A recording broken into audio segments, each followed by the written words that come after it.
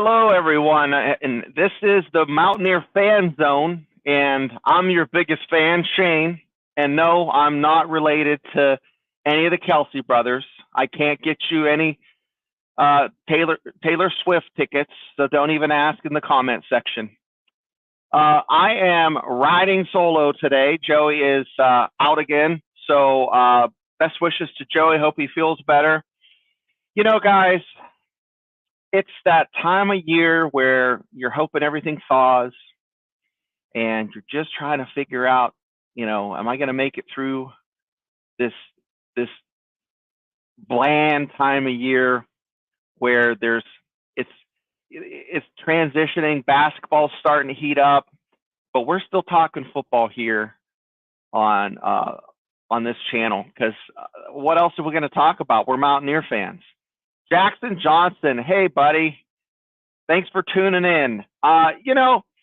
Mountaineer Nation, what are we talking about today other than the fact, and this is a football show, but I have to bring up the fact, in 3 games, the West Virginia Mountaineers men's basketball team, I counted them out. I thought they were dead. They still have a pulse. They won 2 of the last 3 games, and you know who they won? They beat Texas, a ranked Texas team. They came back, they lost to Oklahoma, they looked like crap. I'm checking for a pulse again. Oh, they're alive. They beat Kansas. They beat Kansas. I cannot believe it. Boy, I'll tell you what, so there's a chance, NIT maybe? We'll see. But hey, guys, tonight we have a lot of interesting things to talk about, and I want to talk about the haves and the have-nots. We did that last week about programs, and we're going to continue a little bit, but we're going to delve into all the programs that are losing players, and it's just not the mid-major,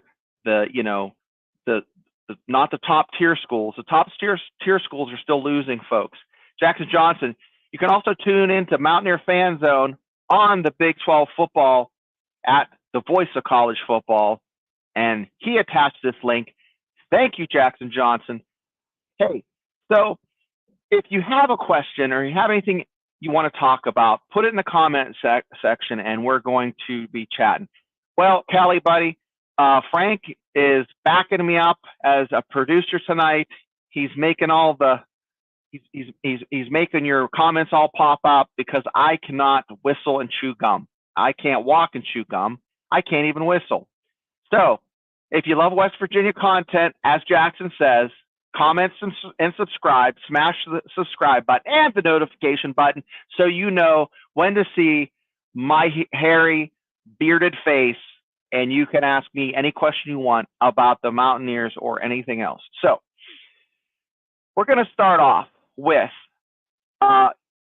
it's so important for a program like West Virginia, okay, to have in-house talent. In-house talent, I mean kids that are your neighbor's kids, your cousins.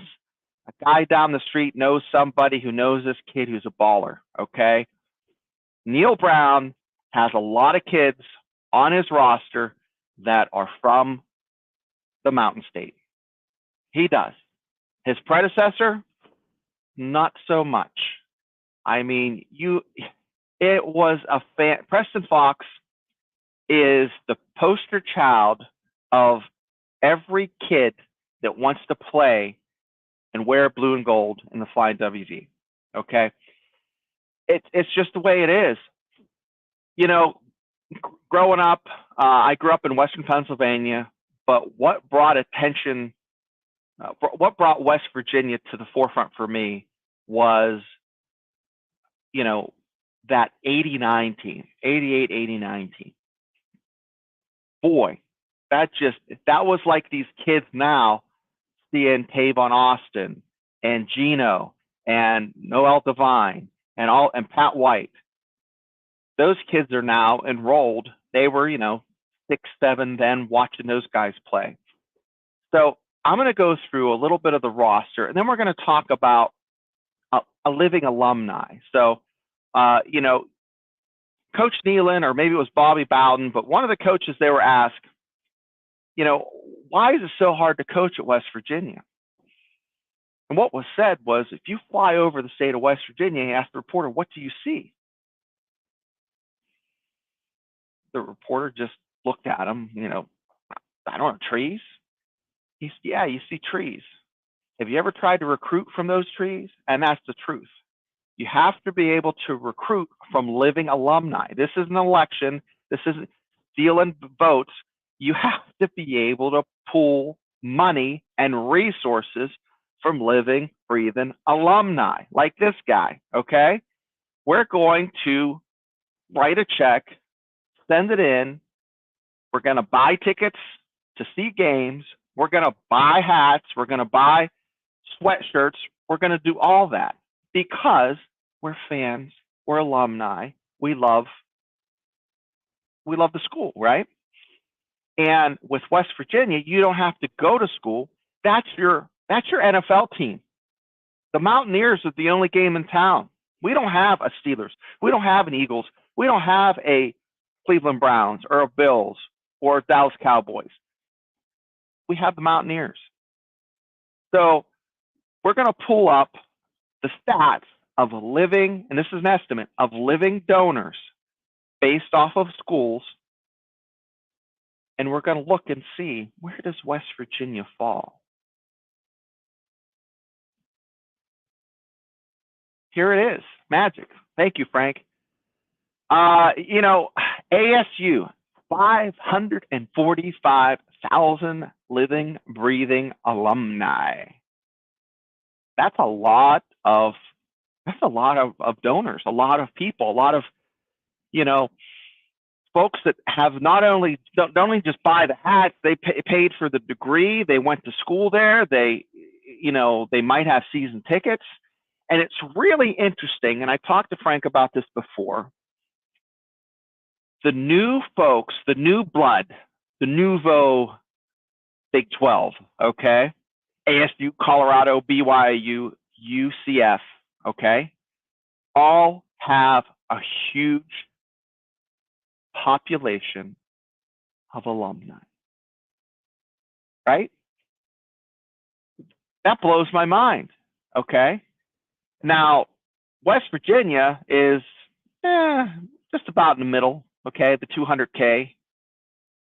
But I am surprised that TCU has 90,000. Yeah, it's a private institution, but boy, those 90,000 folks are opening up their pocketbooks, because we were looking last week and they definitely have some scratch. So, you know, this is really, really insightful. It lets us know that they weren't just looking at, you know, TV revenue or TV shares. They were looking at, and markets for, you know, major metropolitan TV markets. You know, we hear that crap all the time. They were looking more at the secondary and tertiary, you know, the fine, the gnat butt detail of how many folks do they have that they can send out literature to get money. So ASU, Colorado, BYU, and UCF are leading the Big 12 in number of living alumni. Now, it's just an estimate. Now, with that being said, I'm going to switch gears a little bit. We're going to talk about Preston Fox again. Okay, we're going to go back to Preston Fox. Why he's so important, okay? Why he's so important is because the kids, and tell me if I'm wrong in the comment section, but the kids out playing touch football, you know, are they still pretending they're certain players? And I'm hoping they're pretending they're, you know, they're Corey McIntyre Jr. or Preston Fox, or, you know, man, I just hope, because the coaches, Neil Brown is doing it. And we're going to give Neil Brown a little heads up here. I have some names of some new folks that are hot in West Virginia. And I'm telling you, these guys aren't any joke. These are sophomore ballers, okay? And on my list, I have 2 quarterbacks, and maybe 3, a couple running backs, an athlete, wide receiver, 2 D-backs at the end. These are all in-state sophomores that had really good freshman seasons, okay? We got Chance Barker from Princeton, West Virginia, okay? He's a quarterback, and he threw for 3,552 yards. 1 touchdown shy of 50. And how many interceptions that guy's throwing for? 4. I don't know what that quarterback ranking is crazy, okay? I don't have any stats on how big the kid is. He's a sophomore. He's still drinking milk and hitting the gym, getting thick and rugged, I hope. I don't care if he's 5'10" or 6'2". That is a gunslinger, okay? So, you have another cat, Doddridge County, Bryson Dixon, okay? He threw for 1,300 yards, 14 touchdowns. He's a slinger too. Got another young man, Tyler Smith from Witt County, okay? He threw for 1,100 yards, 13 touchdowns, and 6 interceptions. Now, guys, these are sophomores. Sophomores, okay? They can't drive a car yet. They can't. But you know what they can do? They can ball. Their mom and dad are dropping them off for practice. Next year, hopefully, they can drive. Toby Michael. So this kid plays both ways, running back and linebacker. And I'll tell you what, he's probably the best running back in the class in the state of West Virginia, okay? Ran for 1,400 yards, 12 touchdowns, okay? Then, other side of the ball, Michael had 152 tackles, and 14 of those 157 tackles were for losses. Sophomore, guys. Woo! Braden Neff, okay? This kid's a running back from Padden City, and then he had a good season. Carried the ball 100 times, 104 times, for 1,310 yards and 17 TDs. I'll say that again, 104 times he carried the ball for 1,300 yards. Crazy. Crazy. Bryson Elia. Now, he's an athlete, Tug Valley. This all-around athlete, he compiled 2,100 yards of offense, okay? So when I think of that, he's lined up as a slot. He's passing the ball. He's running it. He's doing everything. So he had 32 total touchdowns, okay? Sophomore.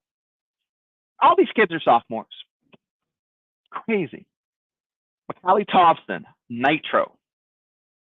He's a wide receiver, okay? 57 passes caught. He caught 57 passes, 1,200 yards, 20 touchdowns. Brad Mosser, wide receiver from Princeton, West Virginia, another Princeton guy, okay? The guy's lightning fast, 48 catches, 80 yards, 8 touchdowns. Sophomore, Devin Nash, linebacker, Nicholas County, okay? So 201 tackles, okay? 201 tackles. He also touched the ball on offense, had rushed for 98 yards, 2 touchdowns on offense. Yeah, put that big, thick, rugged kid in there and have him, run up the 2-hole. Woo! Adam Elder. He's a DN from Parkersburg, okay? Edge rusher.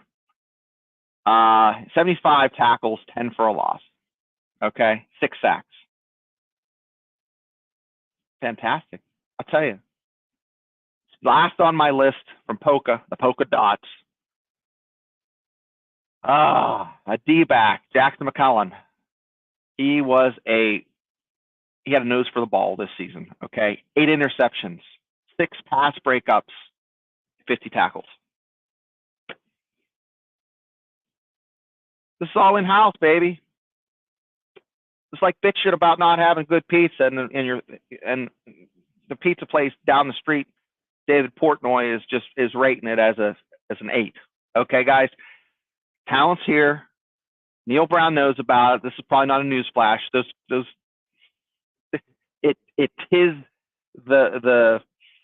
the internet era. I know that those coaches have tape. Every phone will record. There's highlights. This isn't someone sending a VHS tapes to some kid no one knew about. These kids are on the radar. Okay, they're sophomores. All right.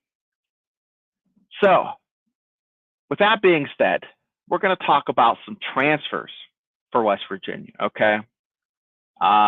We got some guys that are, the WVUsports.com website has its roster listed. Okay, you can pull it up and read it. Okay. I'm going to go through because we have some new names on here that are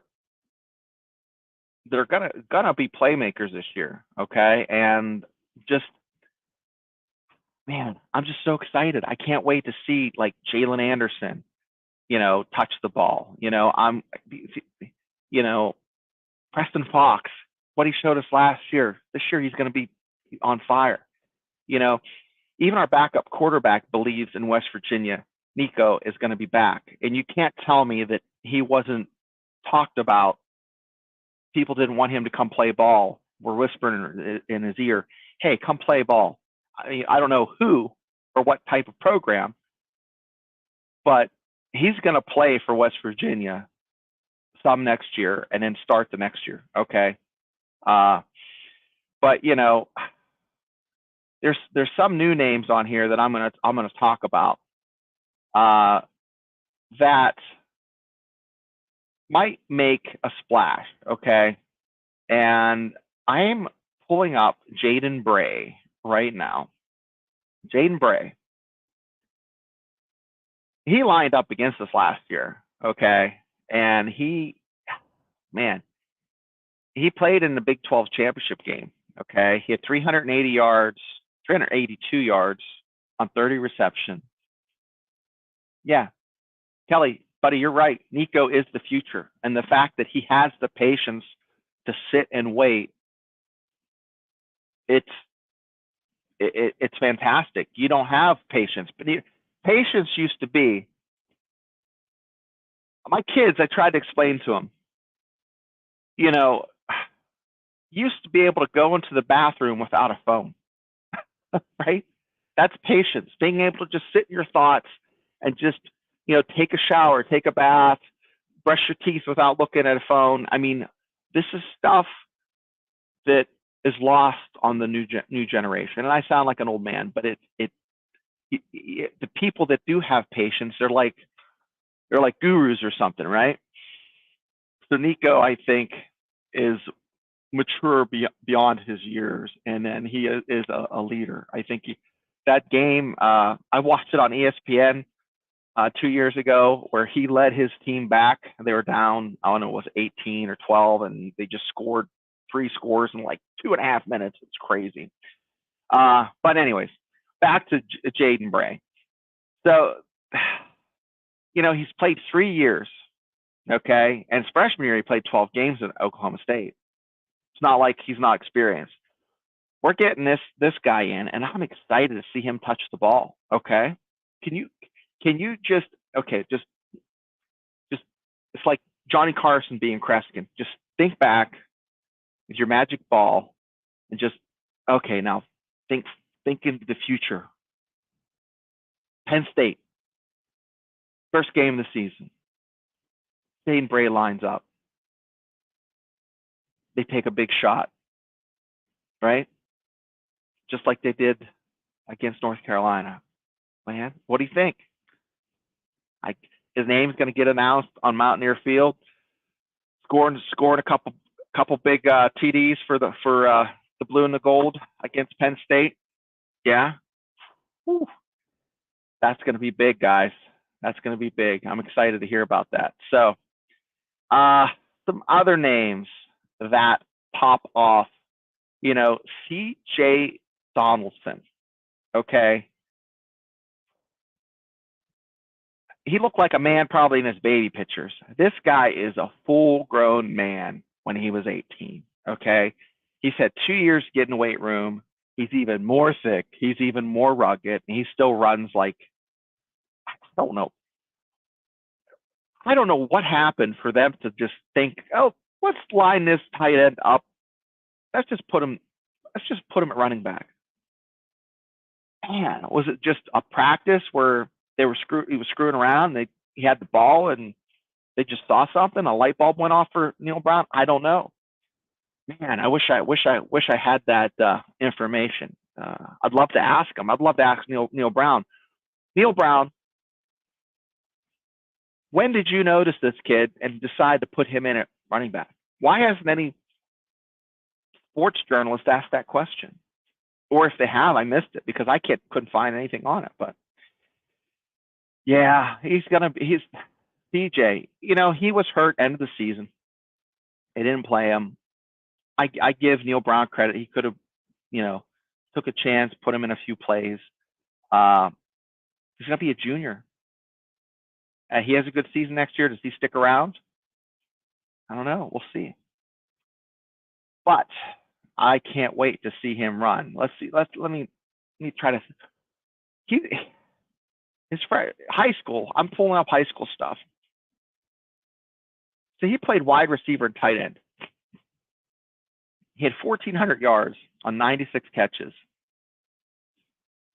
and 19 touchdowns. Wow, that's crazy, guys. And that was in Florida. Okay, guys, Florida. He did that in Florida. Okay, 2022, played in 7 games. Offensive champions, Virginia Tech. 106 carries, 106 yards on 23 carries at Virginia Tech, guys. And I don't know. I don't trust the height and the weight they have for him, so I'm not even going to talk about it. Preston Fox. Can't talk enough about him. Okay. So 2020 was his COVID year. I think he played scout team. So he didn't play. I don't think he was on scholarship. Freshman year, they redshirted him 2021. I think he played a little bit of special teams, maybe 4 games. 4 games he saw action. 2022. Poof, just magic just appeared. As the season went on, he kind of went like this.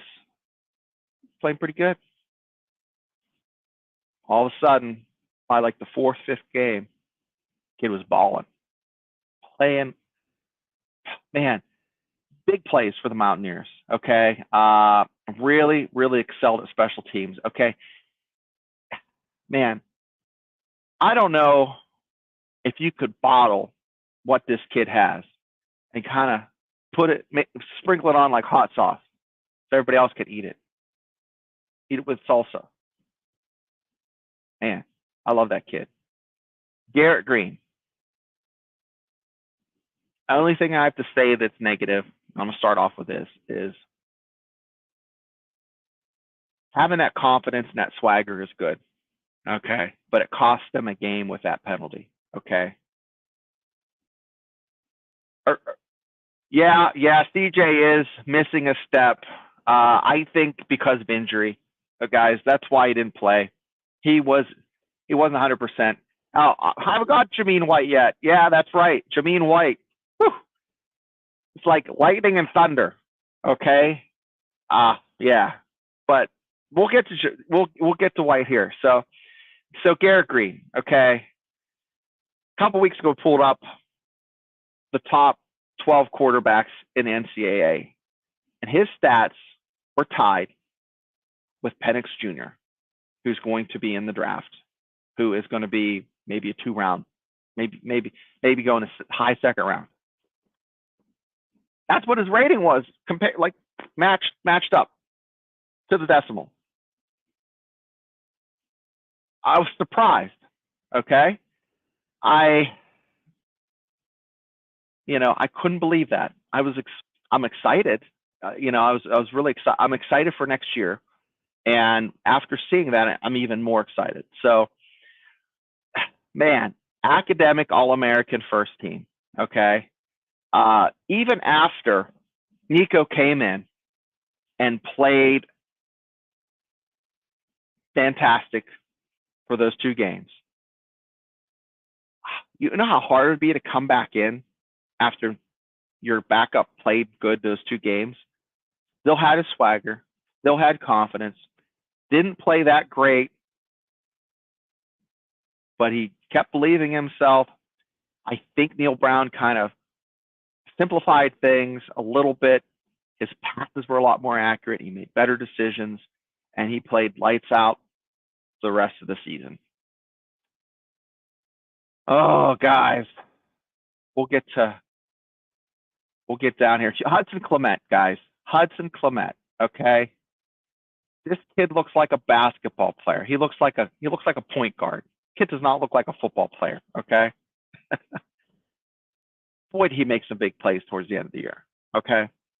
Another in-state Martinsburg High Randy Moss award-winning for the state's best receiver. He made a couple fantastic catches. Man, they're gonna make the highlight film with. Just can't say enough about how excited I am for the spring game, guys. I don't usually care about the spring game. Spring game's usually a big snooze fest. Really, it's just an excuse to get the kids out of the house and have them watch some football.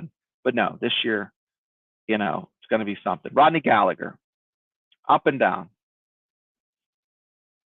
So Rodney Gallagher, man, he's not a West Virginian, but he's local. He's from Uniontown. That counts for me. That's not Western Pennsylvania. That's a suburb of Morgantown, guys. Come on. So this is his first year playing ball for the Mountaineers, and he just start playing real well towards the end of the year. I think next year is going to be a big year for him, and I hope to see him more. Guys, Nico, we talked about him.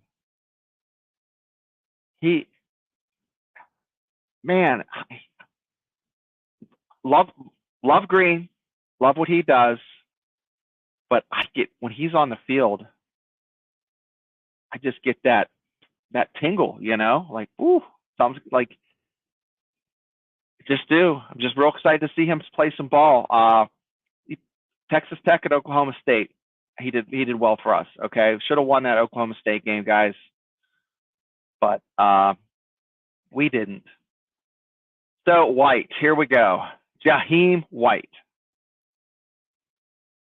Guys, Jaheim White came out of nowhere this year.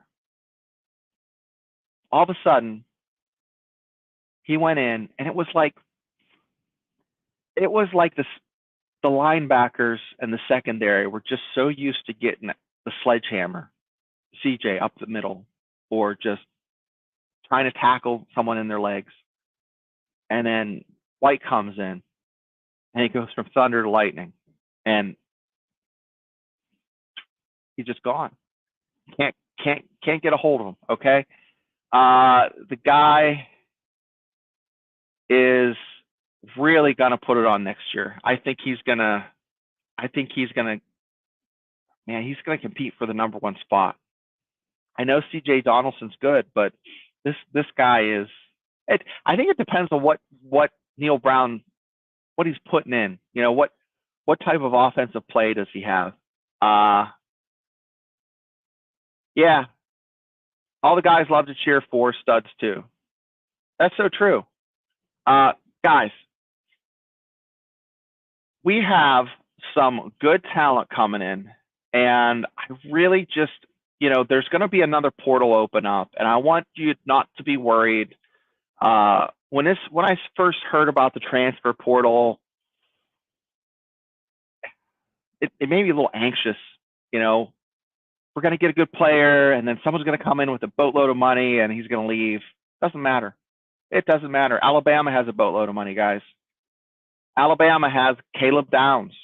Okay, they had him, and now Ohio State has him.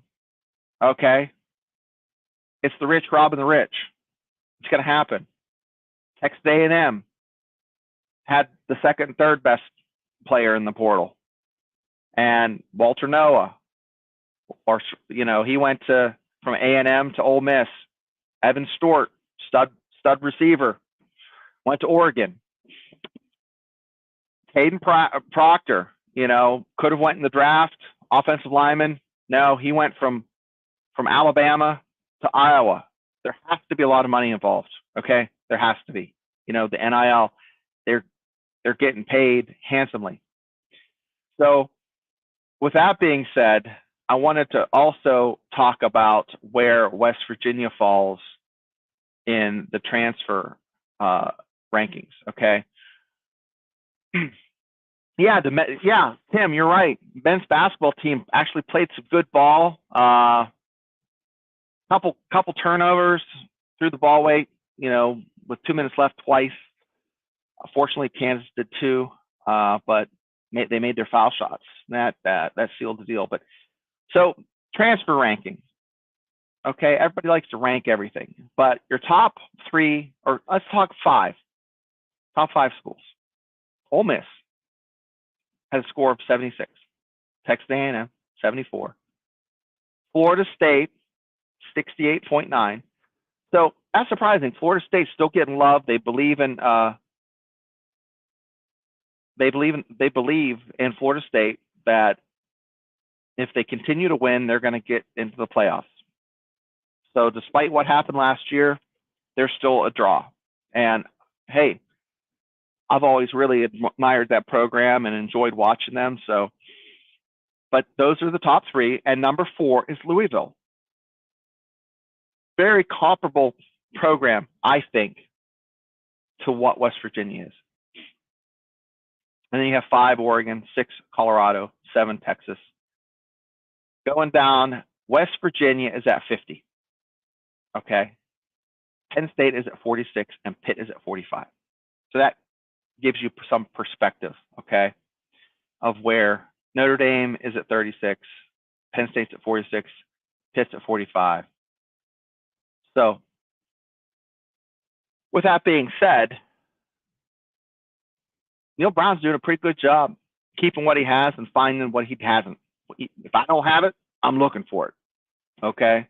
And that's exactly what. So he's following the recipe, which I think is 1/3, 2/3. 1/3 of your team is going to just change over every year with either graduation or transfer. Okay.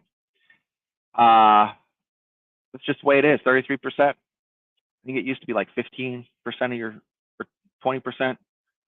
But that's the new normal. And it's good to see that the Mountaineers are up with the times. They know what's up. So, guys, I am really, really surprised.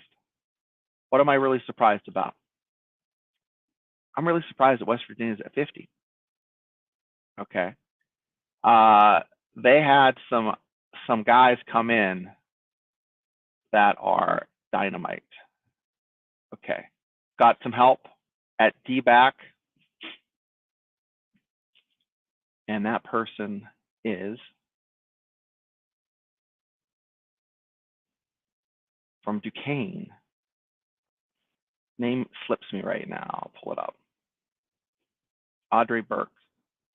Is not him? No. Audrey Burks I'll talk about real quick.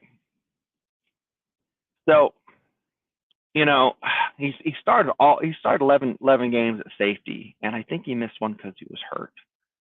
But we really need to get a couple more people at defensive backs. I think 1 or 2 more, safety and defensive back, in April, because the portal opens for 5 days.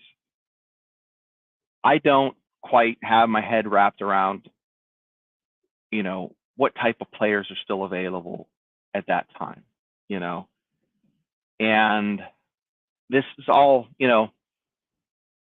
still new for fans to figure out the ebb and the flow of the transition portal. What exactly, and do coaches pull the players aside and say, hey, listen, I don't foresee you're not getting any better. Are they honest? Do they say they're shopping for someone else? I mean, Deion Sanders obviously has done that, because if you look at who's being transferring out this week, he must have sat down some offensive linemen and said, hey, it's time to pack your bags, pound sand, go somewhere else. But those conversations seem to be had at different times of the year, and I think that that's going to happen around the blue and gold game. And I am going to tune into the blue and gold game. Might go down to Morgantown and watch that.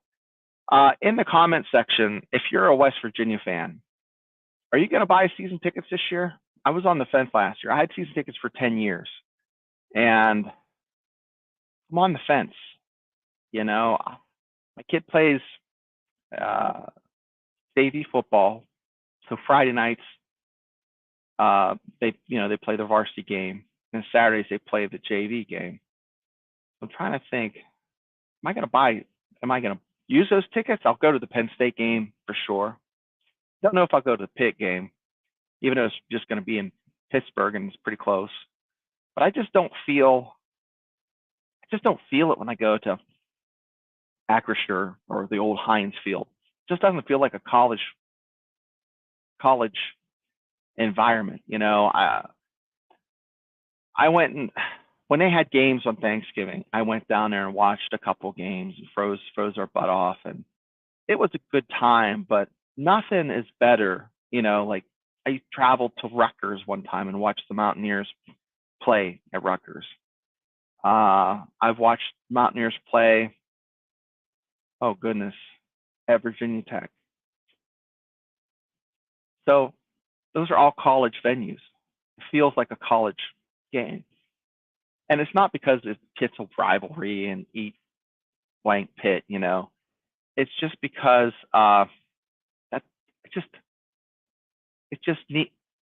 college football needs to be played with college fans in a college stadium, and those players need to go in there and know that that's their home Monday through Sunday, and it's not being rented out on the weekends for other things. That's just the way I feel. So read the comment section. Well, if we ran a wishbone, oh wow, yeah, fullbacks. Man, when the last fullback we had, I think, was Owen Schmidt, right? Everybody loves those fullbacks. They're like they're usually pretty charismatic and fun, and everybody on a team likes them. So I don't know. We'll see if we can get one of those tight ends. Maybe that Donald Brandel. He's a Morgantown kid. He's about 6'2", 220. I think he would fit maybe maybe he could be a fullback. Maybe dress him up for Halloween as a fullback for the Mountaineers, for the fans.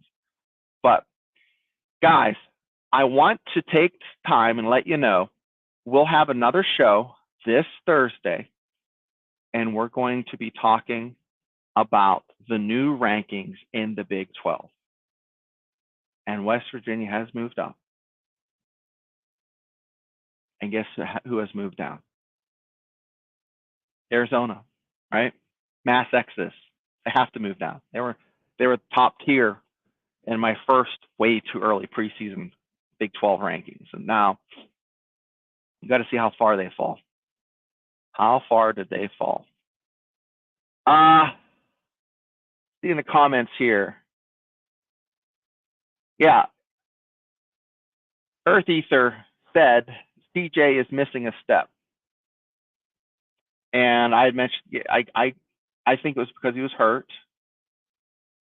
Please talk about our O line next year. What do you think? Okay. Yeah, 20. Okay, better news. On 3 ranks West Virginia 29 in the portal.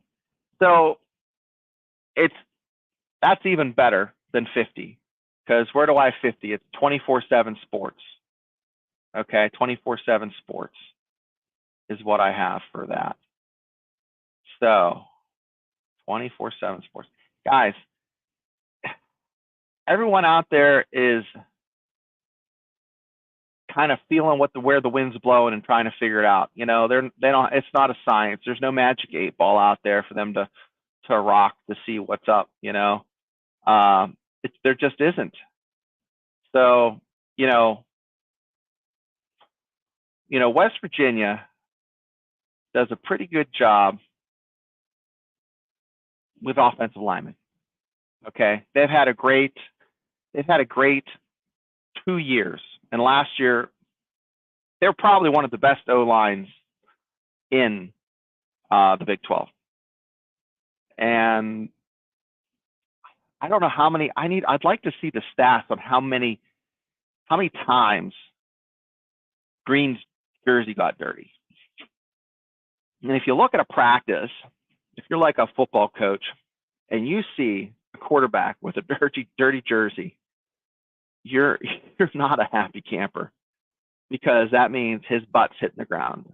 He's getting pushed into the ground over and over and over again.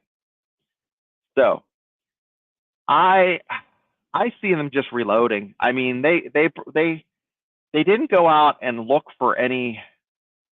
Let me see if they pulled up any O-line folk, any offensive linemen for just the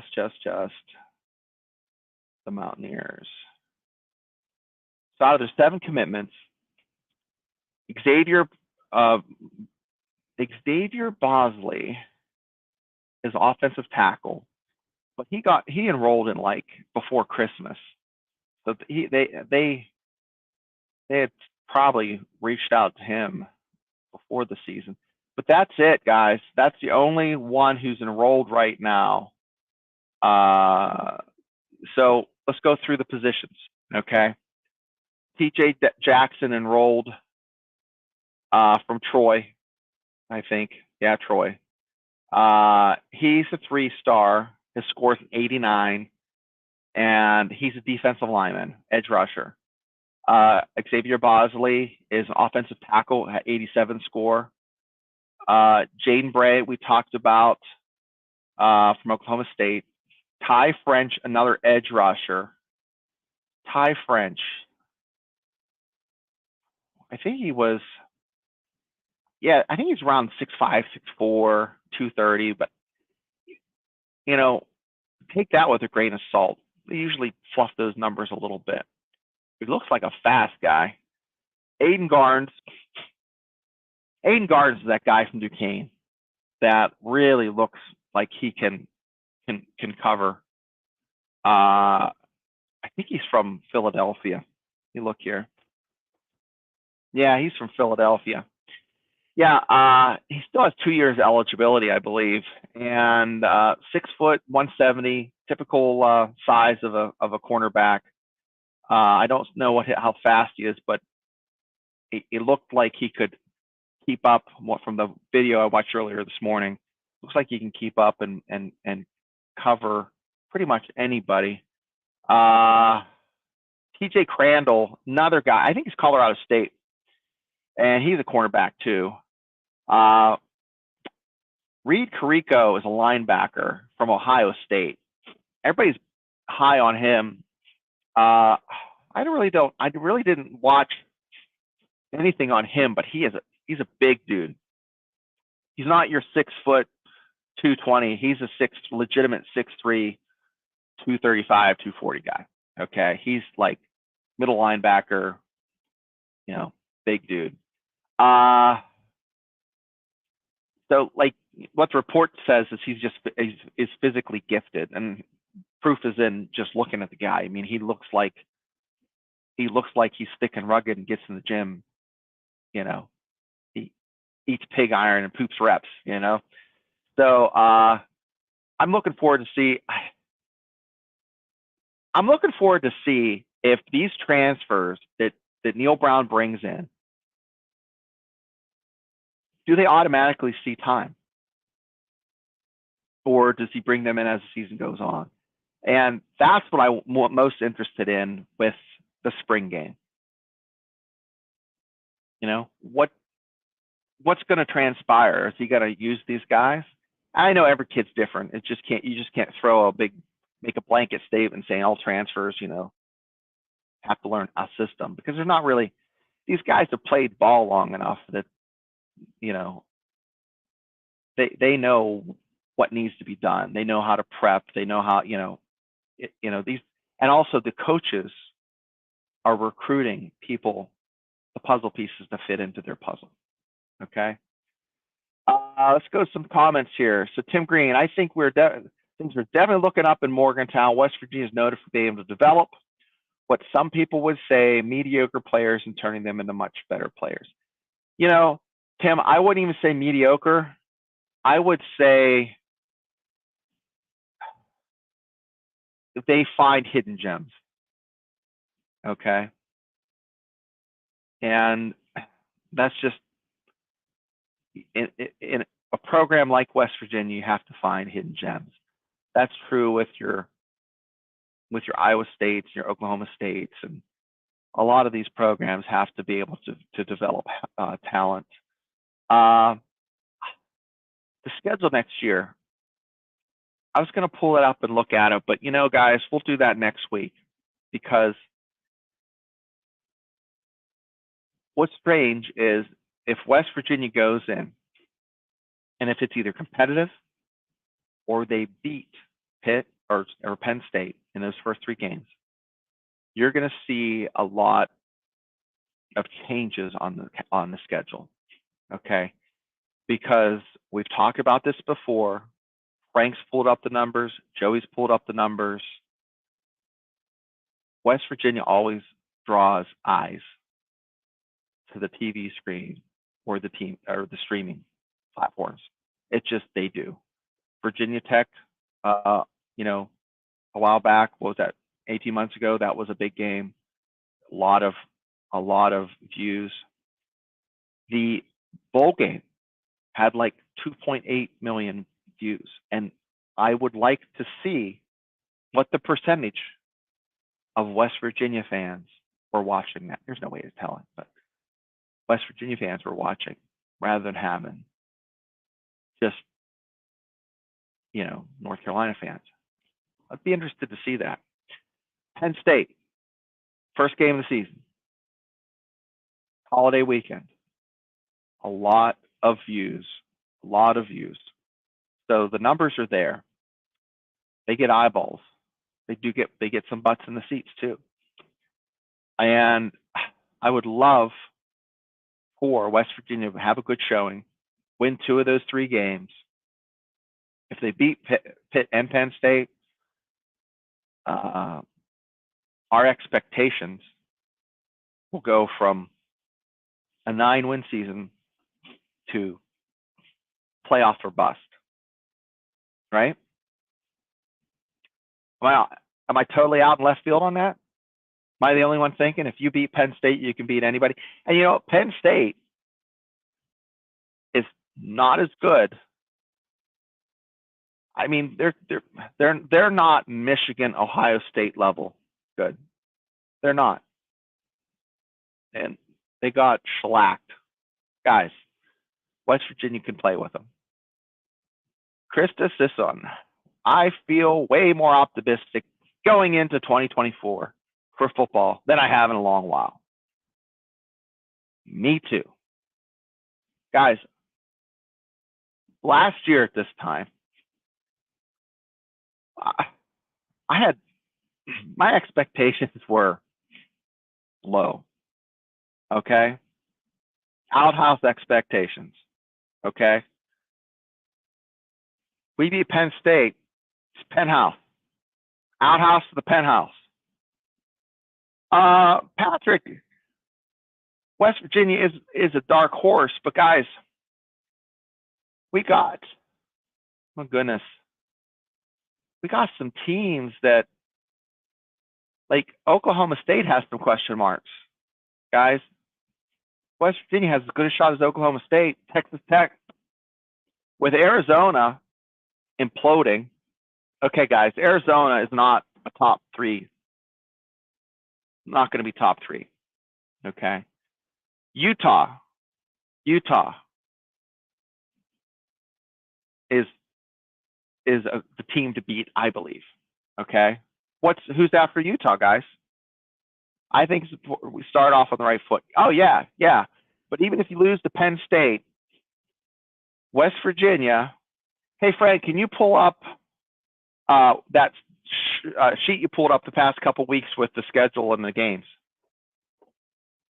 And we'll close it out with that. Since everybody in the chat they're talking about how optimistic they are, I'll tell you why it's reason to be optimistic. Guys, we have a very good chance, okay? If you beat Penn State, you're automatically, I know after the bowl game, I said West Virginia to be a top 25 team, 24, 25, and they weren't. But here we go. Thanks, Frank. WVU's non-conference schedule, okay? SUNY Albany, okay? We should win that. And if we don't, I'm going to send my transcripts back. Pitt's away. But, guys, Western Pennsylvania, Acrisure Stadium is going to have more Mountaineers there than Pitt fans. I can guarantee it. All right?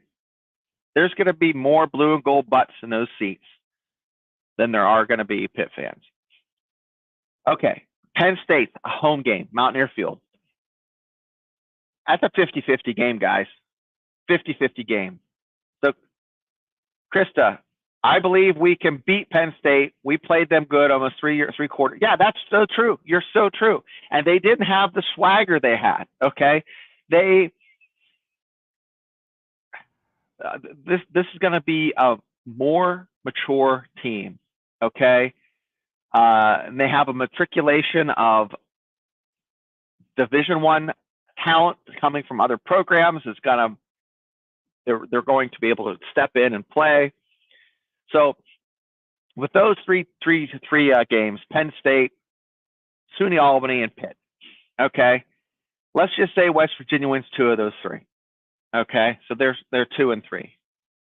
Guys, 2 and 3, then they go to let's talk about their conference home games.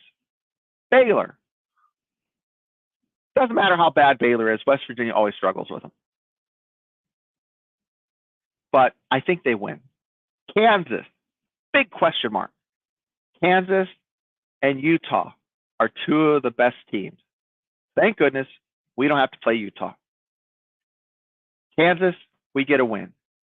I think with Kansas State, we split one of those 2. Don't hate me. Just being realistic, guys. So right there, you beat Baylor, you're 4-1. You beat Kansas, you're 5-1. You lose to Kansas State, you're now 5-2, but you're 3-1 in the conference play. You beat Iowa State, you beat UCF. Now Iowa State's not going to be a pushover either. So with the conference home games, you should win all 4, but if you win 3 out of 4, you got to really secure, a good bowl bid or playoff win by winning all those games. But just say they split them. The conference away, WVU's away games. Arizona is no longer a daunting. Before I had it as like a 70-30. West Virginia had a 70% chance of crapping a bed in the desert. Okay. Now I give them a 70% chance of winning. Okay, so put that down as a win. Texas Tech. Put that down as a win. That's not going to be an easy game, though. Oklahoma. See, Texas Tech and Oklahoma State are like the Kansas State home games. I can see them splitting one of those. The worst case, West Virginia has 2 conference losses, and then they lose one of those non-conference games. So they're sitting right at 3 losses. If you happen to steal one of those, you know, or 2 of those, and you go into the end of the season with 1 loss, you're playing for a Big 12 championship, and you're playing for the playoffs, baby. And that is where Mountaineer fans, man, you go back a year, we were just hoping that Neil Brown would either crap the bed and get fired or right the ship. And by God, he righted the ship. It's sailing for clear water, smooth sailing. And he was a freaking Hail Mary away from a 10-win regular season, guys. 10 wins, man. 10 wins. He was 9-3. It would have been 10-2 with that. Okay, guys. That's all I have for tonight. I was so excited to have you here to talk about this, because my mind has been just racing with, you know, the transfer portal, the schedule, the new bodies coming into the program.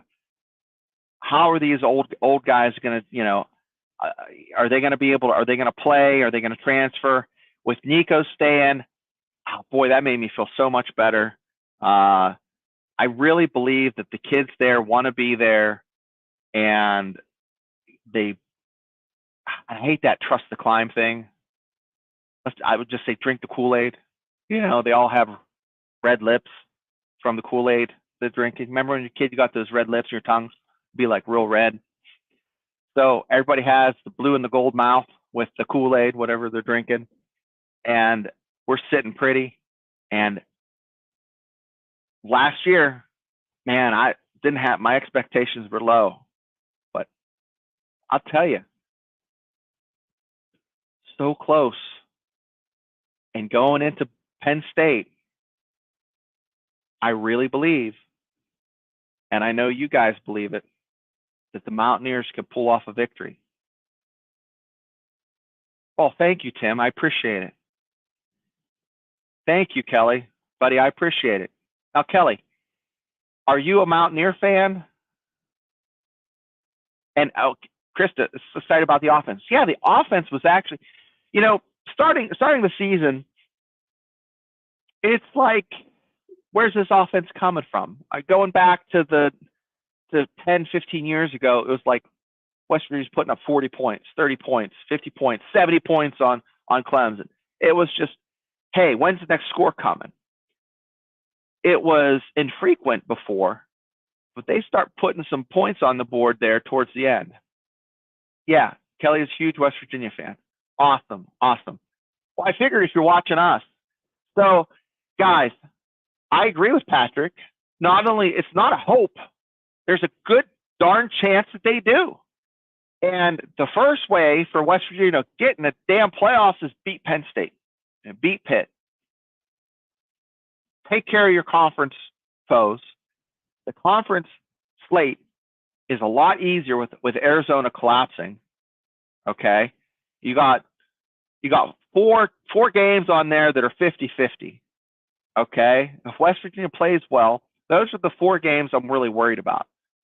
The Penn State games, that's icing on the cake. If you can get that, then you're playing for the playoffs.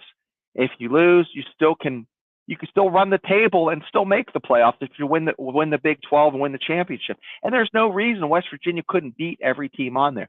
Utah, man, they have a stingy defense. They always do. They're a good team. I'm going to start roll my sleeves up, watching some video for Thursday on Utah, and I'll give you my top tier. I'm breaking it into tiers. Okay, my top tier, middle tier, bottom tier. 3 tiers for the Big 12. Right now, Arizona went from top tier to like maybe top of the bottom tier. Guys, it's just the way it is. And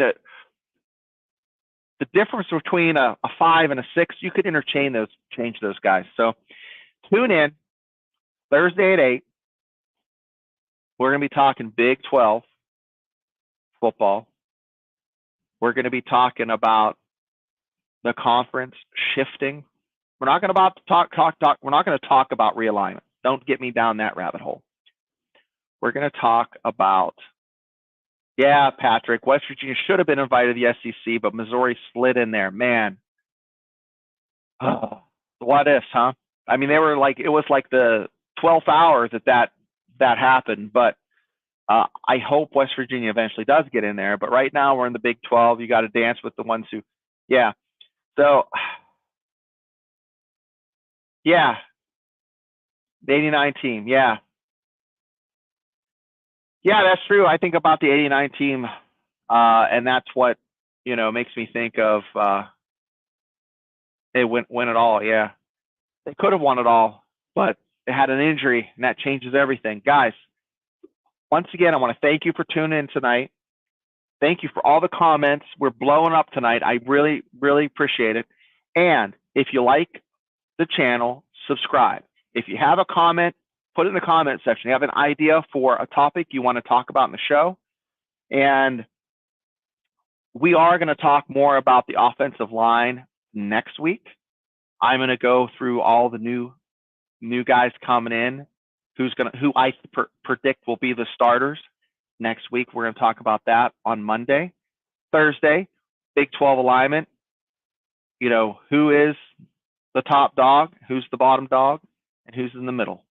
Guys, thanks again, and I'll see you next time on West Virginia's only show for fans with me, Shane.